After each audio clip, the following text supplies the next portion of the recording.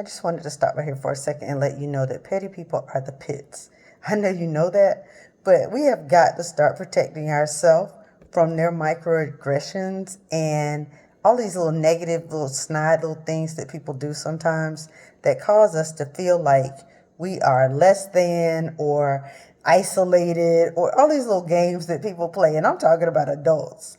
I was in a situation recently where there were, I'm talking about with grown women. I'm not talking about with kids. These are grown women who profess to be at the top of their game. They're top tier women, right? And the personification of this toxic femininity in these grown women who again profess to be at the top of their the social ladder and all these other things. It's hilarious. It's really hilarious. Their behavior shows up in ways that really look like a scene out of the movie Mean Girls. And as I watched this and watch how that underlying trauma and their unresolved issues, how they show up and how it causes them to treat other people, it was almost sad. It was really sad. It really was. And I felt like I was in a middle school. I felt like I was in a seventh grade bathroom with some, these girls again, just trying to figure out how to be mean, like the nastiest things that they can do. And, it's sad when you see that. It's sad when you see it in seventh graders, but it's particularly sad when you see it in grown women who should actually know better and be better. They really should. But I want to help you with that. Have you ever experienced that? If you've ever experienced that with grown people, or even as a child, put me in the chat. If that's ever been something that you've had to deal with, put me in the chat. Even now, you may see it at work, you may see it in relationships, you may see it at home, you may see it even in social spaces, within organizations, in places. You may see it in a grocery store, just people just all of a sudden, whatever it is, whatever this thing is that they give off. But it's really, it's actually hilarious to me. But it's not always funny to people who haven't gotten to a place where they know how to deal with it. And I witnessed some of that in the situation that I was in not long ago. And it was sad to me. So I wanted to stop and just give you a few things today to help you with that. Because while I can chuckle it off, the impact that other people's insecurities and unresolved issues, the impact that it has on people is sad. But not in 2025. Because what you're getting ready to do is you're going to stop it. You're not going to let those people's issues hurt you anymore. So let me just give you a few things that will help you if you are encountering a petty Betty. You ready? Ooh, that rhymed. I like it. All right, so number one, don't engage in their drama.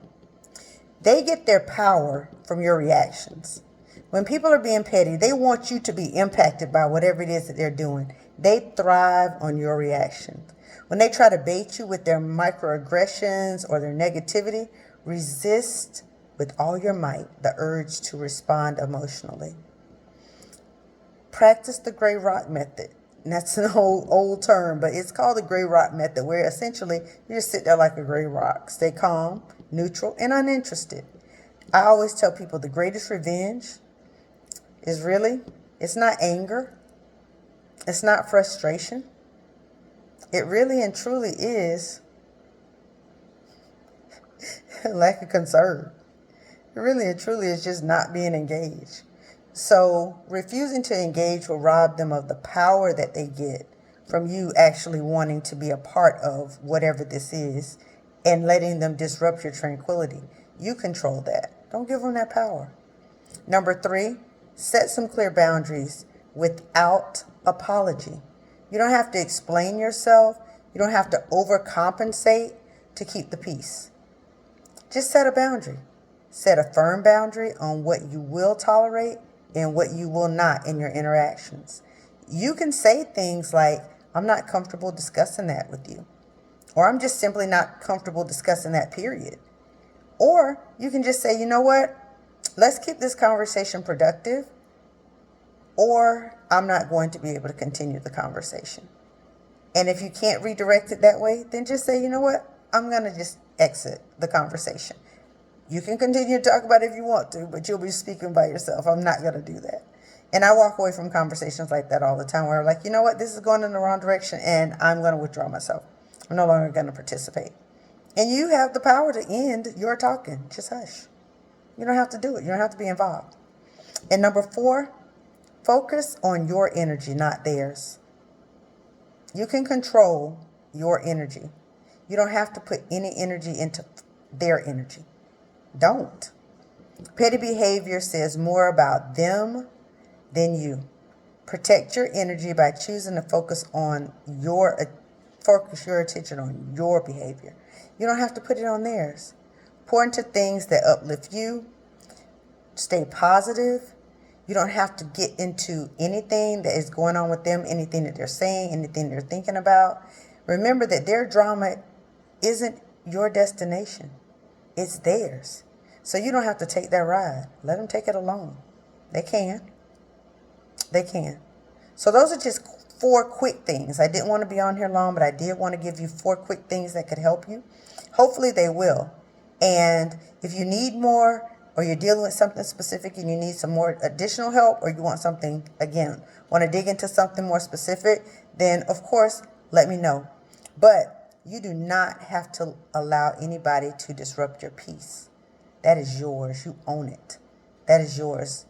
But you also have to maintain it. You have the responsibility to maintain it. Put the words that you want in your head, in your heart, in your mind, and don't let anybody take those from you. If you need more help, of course, you can always go to the website. It's down below.